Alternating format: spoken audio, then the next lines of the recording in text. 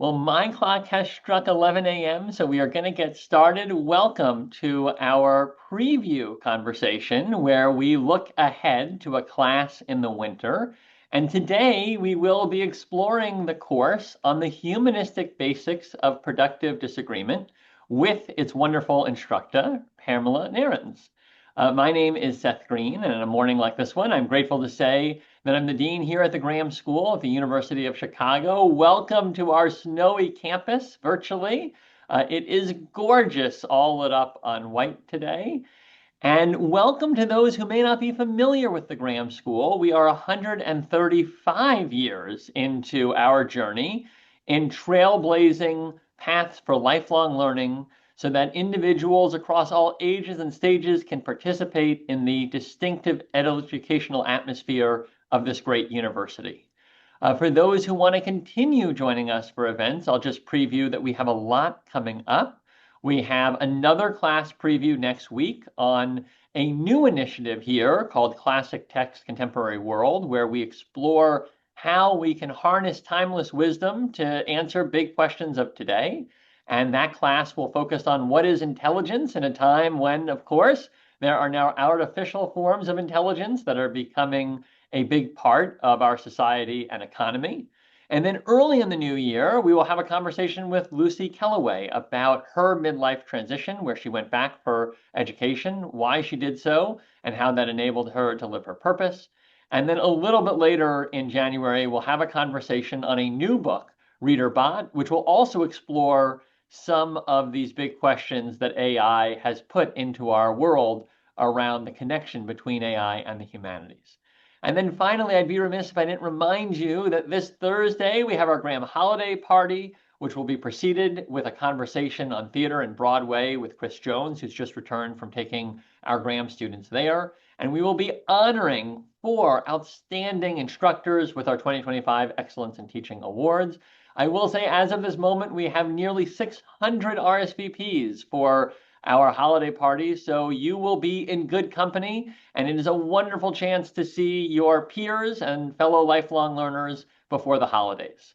But the reason you are here is for our conversation with Pamela Narins, and so let me spotlight her. Pamela is a social scientist by training, a storyteller by nature, and a simplifier of the complex by wiring. She has made her career turning data into insights and strategy for marketing organizations. She earned her undergraduate and graduate degrees from the University of Chicago in political science, focusing on the behavior of the American voter. And then her inherent interest in understanding the mechanics of human behavior unexpectedly, yet seemingly inevitably, led her to a 30-year career in advertising. She currently is founder of an independent consultancy, but she's also held in-house executive roles in many of the storied global agencies here in Chicago, most recently serving as EVP of Strategy and Planning at Bader Rudder, where she introduced a creative new strategy function to a 50-year-old organization. She is also a fellow of the Leadership and Society Initiative, where we got to know her more deeply at the Graham School. And she is, as of January, a Graham School instructor, and we are so excited for her course. And so with that long lead up, Pamela, let me start with what might be an obvious question. Why this course and why now? What led you to develop this course? Why do you think it's important to have productive approaches to disagreement? And then we'll jump into the content itself. Sure. Well, first of all, thank you, Seth, and thank all of you for being here for this conversation. Um, Part of the answer to the question is simply duh, but that's probably not sufficient. We have been arguing about how to argue since we crawled out of the primordial ooze, and there's no time really where that's been more evident in terms of our ability or a loss of ability to argue productively than our current moment. But the good news, I suppose, is that our current moment is not unique. You know, we've been living in polarized times. Disagreement has been weaponized and framed as a social ill rather than a civic necessity. And we see this, of course, in our current moment in our civic and political lives, but really it's bled over to the dining room table. It's in our social spectrum as well. And the core question really, to me at least, is how do we reframe disagreement as a benefit, which is what it effectively is, and embrace it productively. The goal is not to avoid disagreement, to erase it, to pretend it isn't there, to avoid it completely, but in a sense to repair its reputation. In fact, one of the things that drew me to this topic was the fact that evidence across all disciplines, from the social sciences to the hard sciences, the humanities, affirms that disagreement's not really only fundamental to the human experience, but actually contributes and is required for human flourishing. Across history, we've always grappled with it, and we can learn from past societies how other thinkers have addressed it. One thing that's very important, I think, to recall is that context really matters. Certain principles run through all forms of disagreement, regardless of the means of destruction and the various ways in which disagreement is engaged in. But insight can be gleaned that helps us in our own context. Well, so let's dive in to your idea of productive disagreement, because one of the things that we talk a lot about in a democracy, sometimes we talk about in the context of a company that might benefit from different ways of thinking, is the disagreement can be a tool that strengthens a community, that strengthens democracy, that strengthens a company. It can also be a source of undermining connection and relationships. And so how do we tell the difference between the type of disagreement that strengthens democratic life, for example, from disagreement that undermines it? Sometimes we can evidently see the corrosive effects. When something is toxic, we can view it as toxic, and to sort of really misquote Justice Potter Stewart from the 1964 obscenity case. I can't define pornography, but I'll know it when I see it. Sometimes we see it, but sometimes by the time we see it, and by the time we recognize it, it's too late. I suspect it will come as no surprise that this sort of simple yet increasingly elusive answer is found in shared humanity. Disagreement that seeks to only provide its own point of view and doesn't recognize the humanity of the person or people with whom we are disagreeing is the sort of seedbed for corrosive and toxic disagreement. In terms of the disagreement we see in our own current life, um, it is respect and empathy that has been lost. We seek to prove our own points. We don't seek to listen. We don't seek to understand. It's not that we need to seek to agree. That is hardly the point. But that we fail to see our own shared vision. Our country, at least in our national life, used to be, at least to some extent, we all know this, uh, we had a shared view, at least generally speaking, of what the ideal state was. Even though we had different perspectives on how to get there, we had a shared view of, yeah, that's the ideal, and we all have a responsibility to help us get there. But we have learned, or we have been taught, to think of other pathways as less legitimate. And the farther and farther we get from the sense of shared experience, which I really do think is the sort of bedrock for empathy, the farther and farther we get from shared experience, the farther and farther we get from seeing other viewpoints as even worth listening to or being legitimate. Well, it's really interesting, and I'm sure you've seen this data, Pamela, that if you look at how people think about if the other party's views in America were to become realized, it'd be the end of America as we know it, right? Right. And if you look at polling, there was always a portion of maybe one party that would believe that about the other, but now the percentages have gone through the roof, so that there's a belief, well, if Trump wins, it's the end of America as we know it. If Biden wins, it's the end of America as we know it. And that creates, I think, a very different type of disagreement, right? Yes. Because it's almost as if, you're stopping in people's minds Hitler from coming to power, and then kind of it's no holds barred. This is inherently evil. How can we have empathy? And that's a very different context than saying, okay, this person and I disagree, and I may not think that the country will be as strong if this person leads, but I don't see it as the end of all, humanity or the end of all. And so, that hyperbolic setting, right, is a one in which it's very difficult to have empathy because we don't even see the other in the context of that humanity.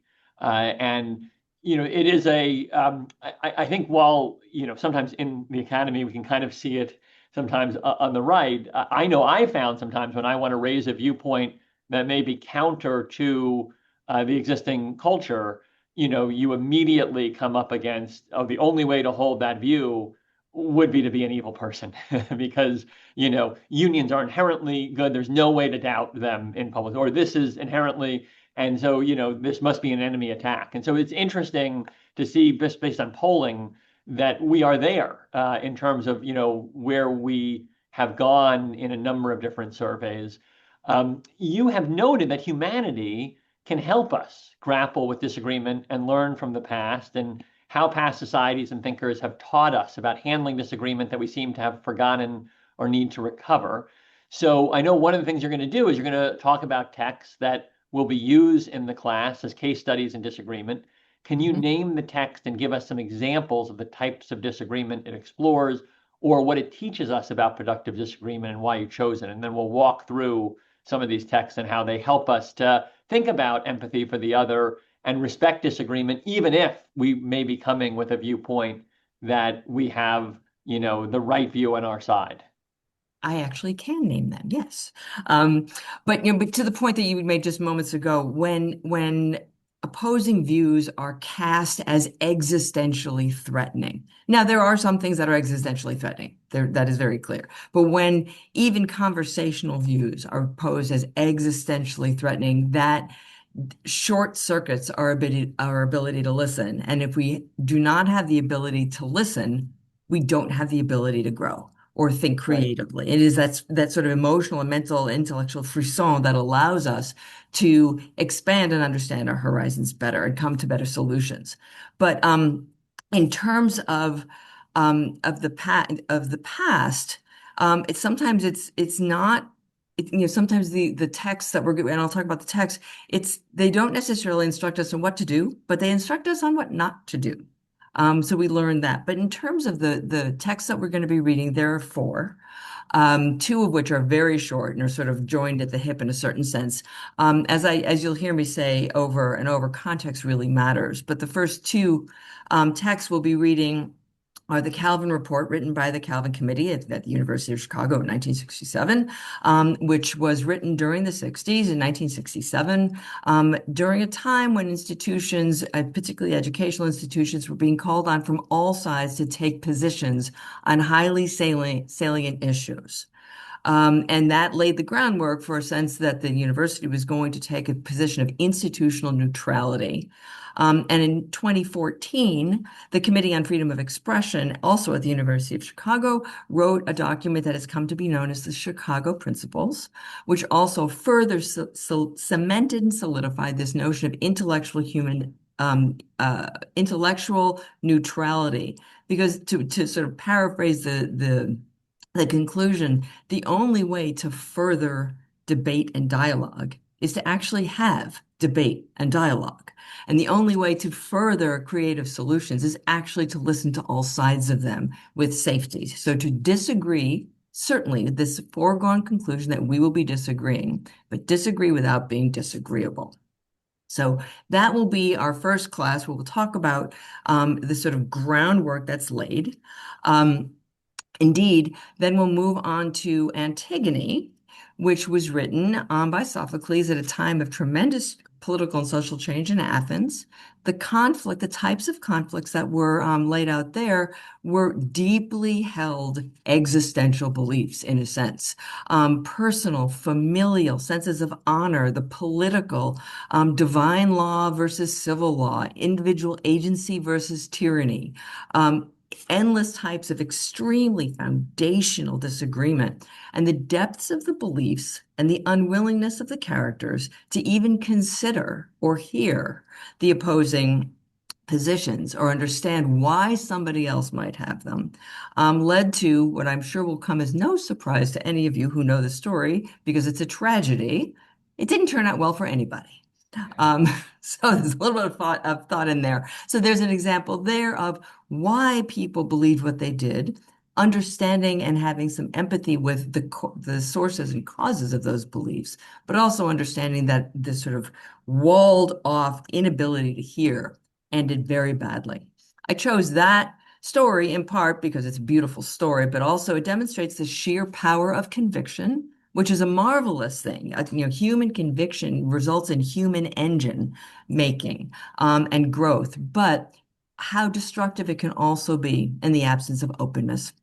And yes, of course, there are times for moral imperatives, but we have to even view our own moral imperatives through the lens of somebody else's position who doesn't necessarily hold them. And the last of the texts that we'll be reading is 12 Angry Men.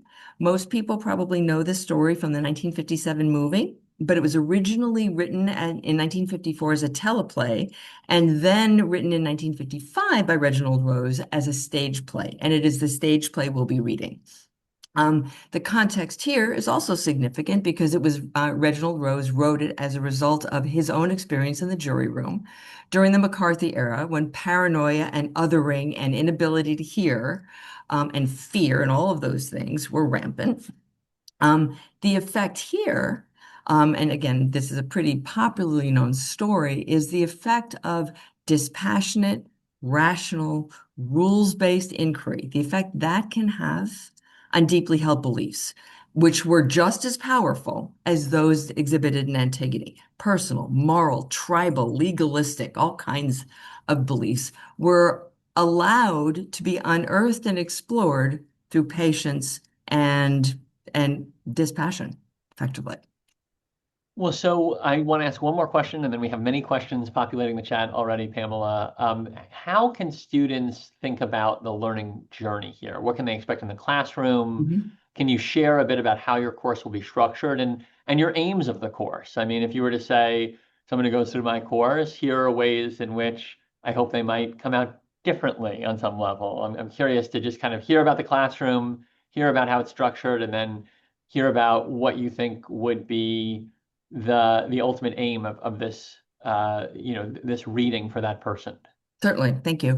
Um, the structure of the class will be pretty simple in a sense. These readings are quite short, and we're going to read them in order. I will come to every class with a little bit of background, a little bit of context. As I said, context matters. Um, there will be the grounding that we get from Calvin and the Chicago Principles. The densest portion, I believe, will be the introduction and the preface in the Antigone to the Antigone structures. Yep. There's a lot of good history in that. But effectively, we will be unfolding these conversations in order as we go through each class. I will come prepared with some background. Um, Prepare to read aloud. They are plays after all.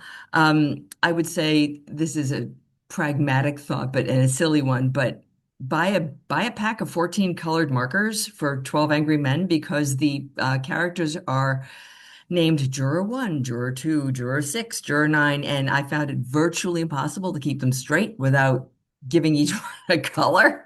But effectively, we will be interrogating the types of human interactions and give us through this sort of rem sense of remove, and I'll explain what I mean by that in a moment, a Yeah. sense of remove, an understanding of just how naturally corrosive disagreement can unfold with the best intentions and how Yeah. naturally it can be made to work better provided we think about it. And when I say there's remove, one thing this class will not be is a class on current events. It will be virtually impossible to keep the now out of the discussion, of course, because this is not only a timely, and because it's a timely topic, but it is also a timeless topic. And I think that's what we'll be focusing on until we get to the final class. And the final class will be more explicitly devoted to not only comparing the methods and the structures and the strategies and the types of disagreement that we've read about, but also be more overt about bringing in how we can, the now, the current moment, and how we might develop our own strategies in our workplaces, at home, how we might bring these forward um, in our daily lives. Now, I will say that anyone who might be interested in this class is probably already interested in the idea of getting along with others. So I won't be changing someone's mind about, oh my God, you're right, I should get along with people. Mhm. Um, but it will give us an opportunity to sort of exercise as a um, a collegial group, these notions of practicing how to diffuse disagreement in order to move ourselves forward. As I said, I believe it's critical to disagree for human and civic flourishing, but we just have to remember how to do it the right way. Well, so we have lots of questions, Pamela. Uh-oh. So I'm going to start on them and we'll see if we can get through them all over the course of our remaining 25 minutes. Deborah Cohn writes, my questions are, what do you mean by productive? Can all disagreements be redirected to become productive? How do we know that working through disagreements can be productive? And so, I think there is this, and to your point earlier, there may be existential questions.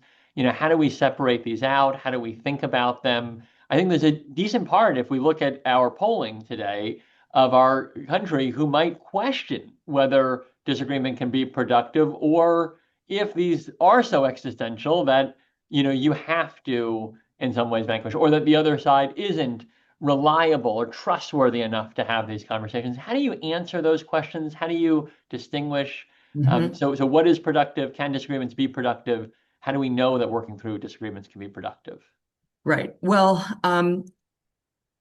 part of me wants to say, yes, some people I just want to talk to. I mean, there are people, there is a bell curve of conversation, and there are people on on the ends of any conversational structure whose opinions are not only not going to change, and again, that's not necessarily the goal to change an opinion, but who will be unable to engage. And I was listening to a scholar last year talk about some people you just leave behind, some discussions you just leave behind, because not everything is fixable and not everything is worth fixing. That said, I do believe that it's about regaining a sense of shared experience. We have become so increasingly isolated. We not only have lost our sort of rhetorical skills to engage in conversation, but we've lost even our ability to practice those skills because we are isolated in our own bubble. If you say something like, I'd like to improve civic discourse, that already remarkably implies a position. It shouldn't imply a position. Everybody should want that, but it already does. So our language, our sort of the language of the public square has been recast to trigger certain perspectives. And I think how you distinguish productive disagreement is if you remember there is a shared experience, if you try to recreate a sense of shared responsibility and shared experience on whatever the topic is, civic life or business life, inter-team life, etc., then that can become productive. When you see experience as unshareable, then it can devolve into destruction. And to your point, this course itself is a shared experience Yes. because you're reading these texts together. Out of curiosity, are there other things that you think about as someone who cares about this topic that help you to engage in shared experience in a world that is as fragmented and oriented toward echo chambers as our technology and a number of other changes in society now point us toward? Interestingly, there was a some of it is so simple, but as I said throughout my career, simple is never easy. Some things that are very simple are there's an opinion that was written by Ezra Klein a few weeks ago in the New York Times that I happened to read, and he talked about the fact something that we all know, which is we disagree civilly all the time. You talk to the people at the grocery store. You're at, the casual interactions that we have demonstrate our ability to talk to people across differences constantly without without going on up in flames. Right. And so I think one of the things that allows us to practice and recognize our shared humanity across differences and therefore be more productive about it is to do the things that we know contribute to happiness and civic flourishing, which is simply be outside of our our echo chambers, be out, be in 3D, not 2D all the time. And so some of those simple just recognitions of interactions that we have all the time, as long as you become conscious of it, become more powerful. Jennifer Lind asks, can you tell us more about the context of the Calvin Report? What effect did the political events of the era, the US war in Vietnam, determine the timing of publishing it? And then another question, just to weave it in, has there ever been an occasion where the university did make a public statement based on a moral imperative? I can help with that one, but Yeah. Why don't I let you start as our instructor, Jennifer? Thank you for helping with the second one because I don't know. But um, well, I mean, certainly the times where there were all kinds of cries being on all sides being levied at all institutions of higher learning because the kids being drafted were the kids that were going to universities or trying to stay in universities to avoid the draft.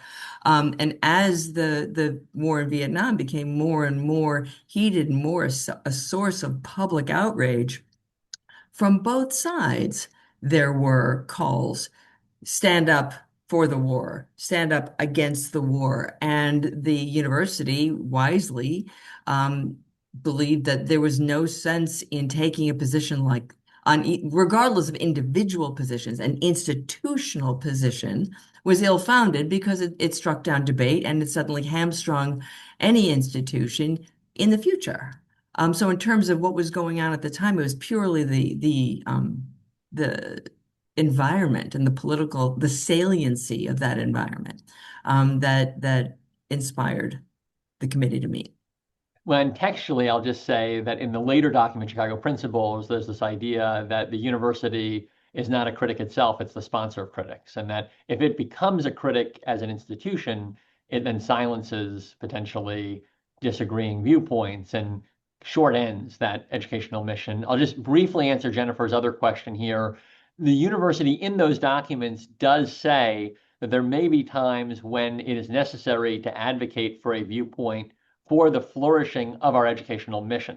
So they're not general social viewpoints that might shortchange the ability of scholars to take their own views, but they are viewpoints that generally lead to our ecosystem of education being possible. So, as an example, if there is an effort to stop immigration and not allow scholars to come to the US to participate in the free flow exchange of ideas, that would be the type of thing that might lead to a concern, and then there'd be a debate about whether or not take a position. That position would not be for its own purpose of just having a social viewpoint, but explicitly for the purpose of preserving the institution itself and its ability to achieve its educational mission. We have another question here from Jerry. There was something contemptible about the way. Okay. Let me come back to that one. Let me come to Emily. What is the role of persuasion in productive disagreements? What is the end goal? Is it some degree of consensus? Sometimes consensus is a good thing. Sometimes it is not necessarily the goal. As much as I love my own opinions, if everyone shared my opinions, would be a pretty boring, uninteresting place. Sometimes difference is exactly what we're after. So persuasion can be a nice rhetorical and dialectic tool. Persuasion is fun if you want someone to, I was in advertising for a long time. People used to say that, what I did was I forced people to do things or buy things or think about things that they shouldn't want or buy. And my perspective on it was always I was inviting them to think about something in a new way. That's all I was doing. You couldn't force Well, anybody to do anything. So persuasion is a lovely thing when you invite someone to think about something by giving them a new context or new pieces of information to think about. But agreement is not always the goal. Um, but civility is. Well, so there's a question here from Jerry, and I'll now finish it. There was something contemptible about the way former President Claudine Gay of Harvard used context in her response to Representative Virginia Fox at an education hearing about anti-Semitism on campus. What would you recommend about, in quotes, profiting from one's enemies by this interaction?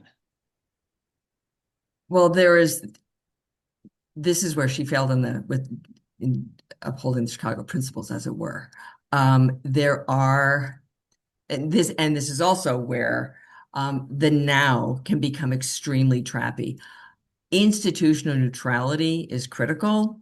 Personal neutrality is impossible necessarily. So from a personal perspective, I found that contemptible too. But she needed to uphold the ability of everybody to feel safe in disagreement at her institution. She failed to do it. There are other institutions that failed to do it as well, and they were brought before the court of public opinion, as it were, rightly or wrongly, comfortably or uncomfortably. But it became there was a whole lot of moral relativism there. So you're right. The context that I think of as relevant is the context within which these issues become salient. And then there has to be some neutrality within those contexts to parse the issues safely. So, how do we think about areas of science? We have a few questions here. Should scientific facts be up for debate? Is climate change happening? How to deal with it? Uh, can you talk a little bit about that? I know that's outside of the humanities, but how do you think about using these tools of productive disagreement for people that may be debating scientific or other matters on which there may or may not arguably be more of a methodology for finding answers than a perspective-based approach? I'm a believer in science. Let's just be clear on that. It is the context within which certain objective truths or scientific methods of inquiry are being called into question that need to be interrogated. So, if you want to believe that the Earth is flat, again, are you a person who is on the outside and it's not worth trying to fix the debate? And I hope there are no people on this call who believe the Earth is flat, and in which case I apologize. But the notion of there being objective mathematical truths, and I use that term sort of lyrically, um, the context within which those things are being brought into question, that's the area of debate and conversation that needs to be revived and re-nurtured, not the debate about whether or not science is true or not, in a sense. I'm not sure that makes a ton of sense, the way I just said that, but Yeah, well, I mean, let me throw out there that I think what has happened in our culture, and this happened over decades, and it happens across different perspectives, is that a group of individuals who have expertise put out there some things that are very factual, right? We can see that the Earth is warming.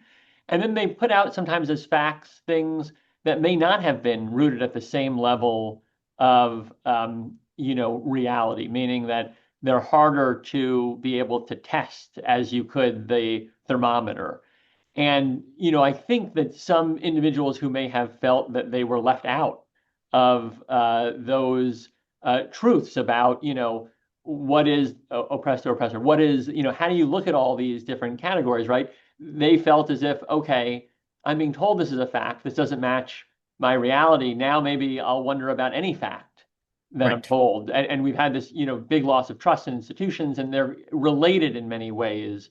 And Mhm. it does seem that having more productive disagreement and being able to see empathy in each other across many different angles, across different perspectives, but also across different education or other variables, could be part of repairing trust and get us back to a place where some things are acknowledged as fact, maybe temperature, which we can test, would be one of those.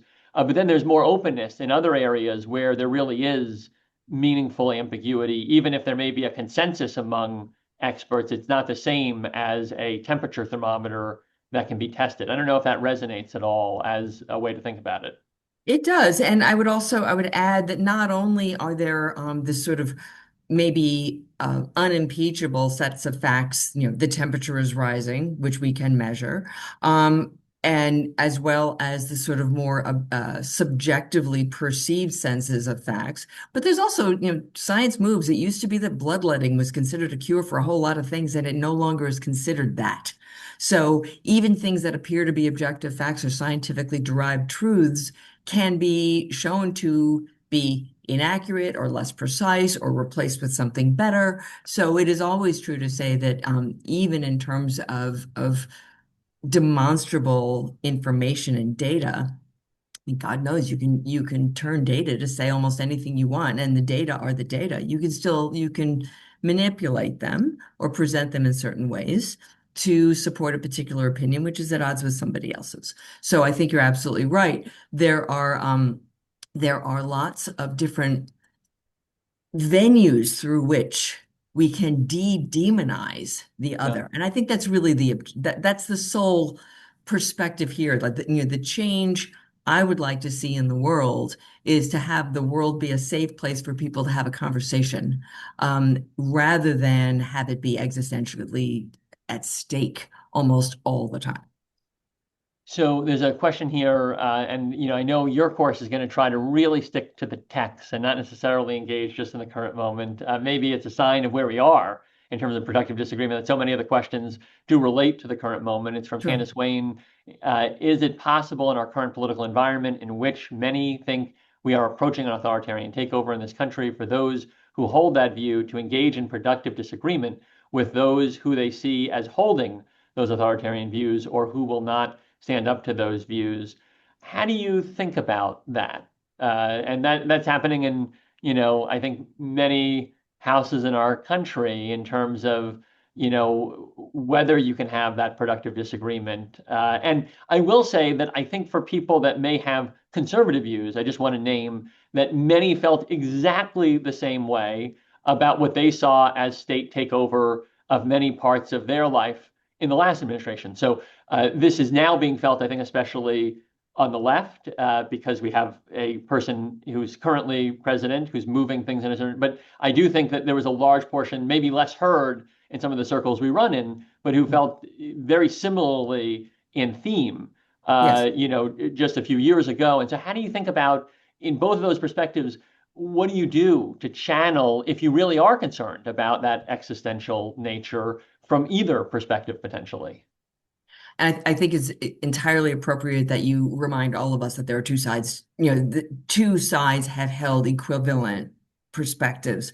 Throughout my career, I used to talk about the difference between personal Pamela and professional Pamela.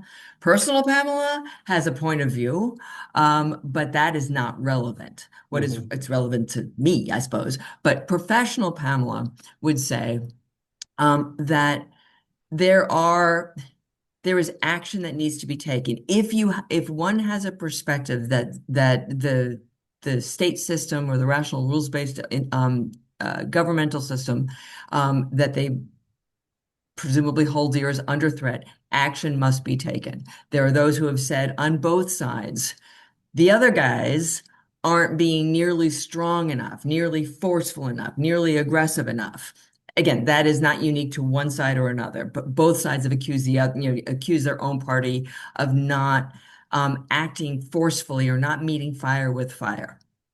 All of that said, while I spent some time thinking about how to save democracy, I realized that was not going to be within my remit.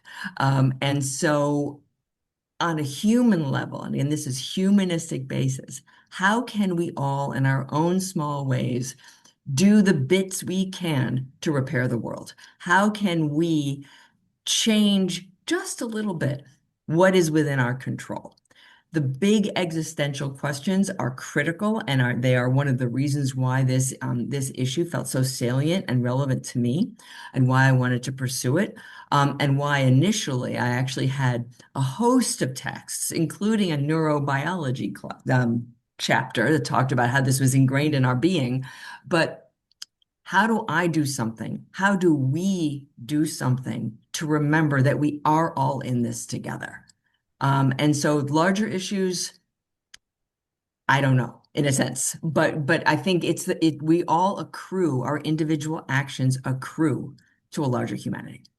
Well, so this is a perfect segue, Pamela, because our next question in here is what role, if any, does having the ability to empathize with some of the opposing views have in the ability to have productive disagreement in our lives? For Mhm. example, in a family, in a relationship, in a marriage, in all these other areas. Can you talk a little bit about how it might make us better, in all of the facets of life? We've drawn very heavily so far on the political, right? But obviously disagreement is a productive idea across my personal interactions, across my career potentially as I build.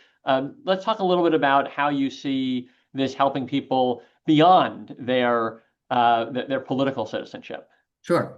Well, certainly these texts will provide us with two very different, and I'm talking about the bulk of the text, Antigone and 12 Angry Men, provide us with very different modalities for handling deeply held beliefs. And I mean, you could do the whole thing in an hour because it's pretty clear. But the depth of these texts is beautiful, and there's a great deal we can learn from spending more focused time on them. That said, we've all had our dinner table, or we've all had our moments in businesses where people hold a profoundly different view, and the only way, and this is something I can say I know a great deal about throughout the course of my life. The only way to be able to most effectively diffuse something that's potentially inflammatory is to understand why the other person thinks the way they do. Unless you happen to have a really big stick and you're willing to beat everybody else over the head with it, which sometimes is appropriate, I suppose. But generally speaking, the way to diffuse and move forward and come up with a shared solution is to understand why they think somebody else thinks the way they do, and understand the tools that we can use to invite them to at least be open to discussing it. Again, not necessarily change their opinion, but be open to discussing it. And that's where the shared experience comes through. I don't know if that There's answers your question. another question here, which will bring us back into the political. Are we really all in it together? Which I think is a potential assumption made so far. I would say that isn't the case, as some groups benefit from a particular social, cultural, political, and economic system and configuration, and others do not. The idea that we're all in it together minimizes, to my mind, these very structural positions. I do think this is a big source of where we see some of the challenge is that there can be a sense there's a zero sum game. And so if someone disagrees, then if it's a zero sum game and my goal is to advocate for a specific group, then it would make logical sense in game theory that therefore, if they have the opposing viewpoint, they threaten the very possibility. We do know that politics moves resources. That's indeed the point of politics, is the social movement of resources through norms and policies. So, how do you think about that question and how the humanities might help us to realize some of that shared experience, even if the very nature of politics is one of distributing gains and losses potentially? Certainly. I've often thought that if it, given the polity and the structure of our polity here, oops, I just clicked on something I didn't mean to, sorry.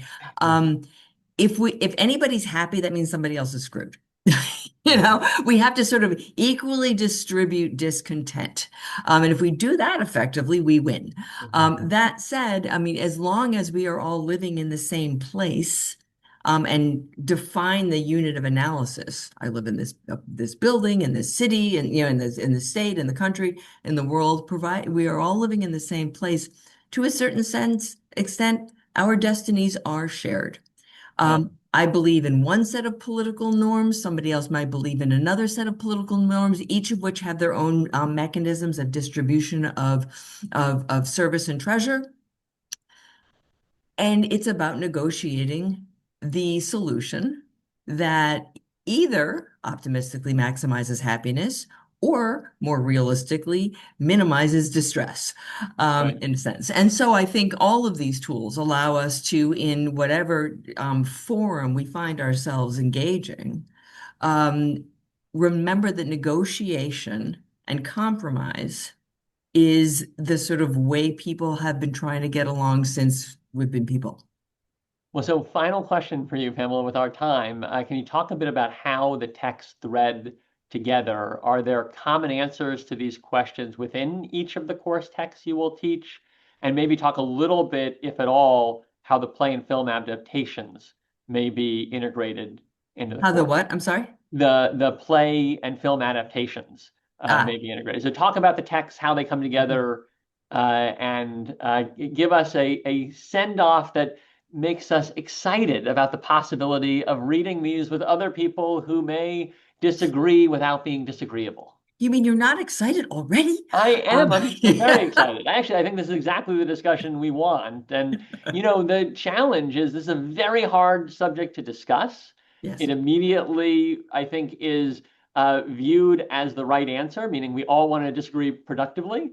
Then you right. get into the details and you start to realize it's really hard because our views are strong and we have different ways of categorizing That's right. different experiences, right? Because we don't all have that sharing. So I think it's a So, great testament. But let me come back to this question about text for you. How yes. do we weave them? The commonalities are these are all people grappling with extremely intractable issues. Yeah. They handle them, I would argue, diametrically. The solutions are found in diametric opposition to one another, but the passion engaged and the passions held and the biases held by all the characters, with the exception of one in 12 Angry Men, are the same. They are tribal, they are emotional, they are genetic almost. Um, I would see myself as much a guide in all of us together finding those commonalities than I am the person who's got the predetermined notion of how I know how I feel they come together. But I think the exploration of the text in the class and the conversation among all of us will be very useful in helping to answer that question. Where are the commonalities? Where are the mistakes that were made? What can I do moving forward in my own life to make this work better? Well, Pamela, let me end by being bold and saying that we are so excited about this class. And one of the reasons is I think it can do what we aspire to at the University of Chicago, which is we don't teach people what to think, we teach them how to think. And usually that means we teach them how to ask the right questions. And I think, to the points in the chat, this is a really difficult subject. It is context specific in terms of how you might approach it. But I think one of the keys is that you're constantly asking the question, am I really thinking about all the different perspectives out there? Am I being as generous as I possibly can be to other points of view? And am I making my argument in a way that best takes into account what would be the greatest counter argument to it? And I think if your class, which I know it can because you're reading texts that elicit that exact behavior, can help people, it's not that we'll come out with perfect answers, but we'll come out with better questions. And that will, I think, make us more possible in being able to be both in a democracy together and in all of our relationships in society together. And so thank you for joining us as an instructor, for sparking so many productive questions in this discussion. And I look forward to hearing about your class this upcoming winter. And thank you all for joining us for this. And we look forward to hopefully seeing many of you in that class. Thank you.